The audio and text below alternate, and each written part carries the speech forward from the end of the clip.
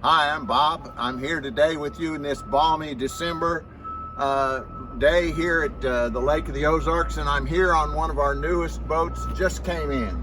It's a 250 Solstice, beautiful boat. It's got the desert camel upholstery, and this is the pillow top. It is smooth, feels like butter. You'll love it. Come on back, and this boat is the center walkthrough with the dual helm seats.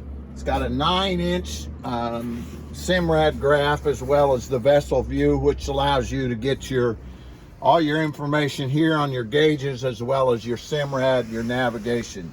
We've got a digital throttle, power assisted steering. This boat has everything you need. It gets you up and down the lake really nicely. It's powered by a Mercury 300 horsepower. It's got the arch on it, so just a beautiful, beautiful boat. But one of the things I really want to talk to you about and show you on this boat that is exceptional, and that's the rear swim deck. This is massive. It's got room for your lily pads to roll up here and still have a lot of room to get in and out of the boat when you're in the water, and it just makes for a very, very nice family-friendly boat. So if you have any information, call me.